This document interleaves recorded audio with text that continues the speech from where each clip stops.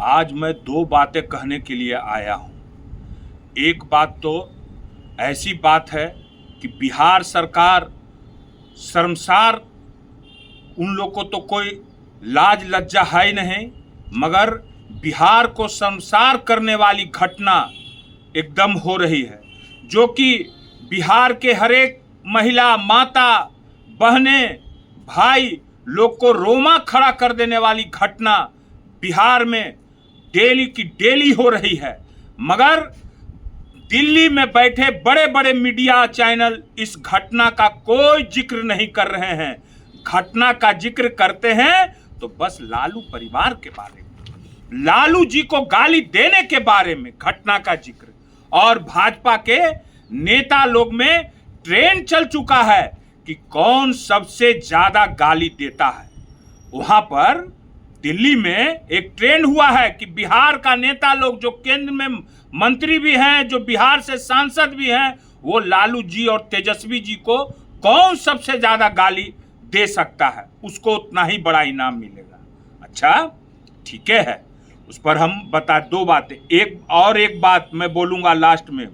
गिरिराज सिंह जी, जिन्होंने हमारे माननीय राष्ट्रीय अध्यक्ष को नालायक बोला है, उस पर भी मैं जवाब दूंगा। पहले मैं बिहार को शर्मसार कर देने वाली घटना का मैं जिक्र करता हूं। इससे पहले भी शर्मसार करने वाली घटना जिसका आज तक कुछ नहीं हुआ, मुजफ्फरपुर बालिका गृह कांड, गाय घाट शेल्टर होम कांड, जिसमें मुजफ्फरपुर में जो बालिका गृह कांड हुआ था, उसमें बालिका लोग ने कहा था कि मोटे मोटे तोंद वाले लोग, बड़े बड़े मोछ वाले लोग अंकल जी आया करते थे और क्या क्या बोला था, मगर आज तक उस घटना का उजागर नहीं हुआ। क्यों नहीं उजागर हुआ, क्यों नहीं उसका हुआ? क्योंकि उसमें सत्ता पक्ष के लोग थे, शामिल थे, नेता लोग थे। आज उससे भी शर्मसार कर देने वाली घटना 2 दिन पहले पटना के राजधानी में घटित हुई है। 12 वर्षीय नेत्रहीन, जो बेचारी आंख से दिखाई नहीं देता है, एक नेत्रहीन विद्यालय में, वहां पर उन लोग के साथ कैसी गंदी घटना हुई है जिसका मैं जिक्र नहीं कर सकता हूं। सारे लोगों को साथ वहां के लोग ने क्या कहा जाए,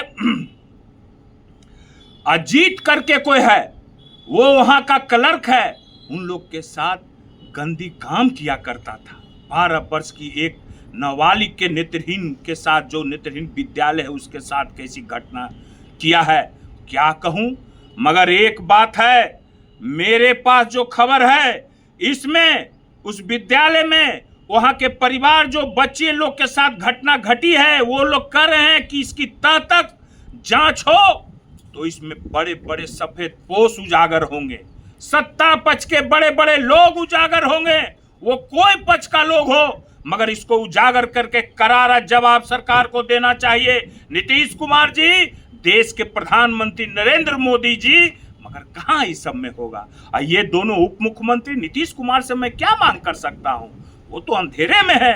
उनके पार्टी के लोग ही कह रहे हैं कि वो तो अब कोई काम के नहीं है, उनको अंधकार में रखा जा रहा है। उस आदमी को मैं क्या बोलूं, उनसे मैं क्या। मगर ये 2 उप मुख्यमंत्री, क्या इस पर क्यों नहीं बयान दिया जा रहा है, इसकी क्यों नहीं उच्च स्तरीय जांच की जा रही है। मैं मांग करता हूं कि ऐसी गंदी घटना को उच्च स्तरीय जांच हो, क्योंकि अजीत जो है उसकी हिम्मत इतना नहीं, इसमें बहुत बड़े बड़े लोग। और वहां की लड़कियां इतनी डरी हुई थी कि कह रही थी कि ये जेल जाएगा ना, कितना मने शोषण हुआ है।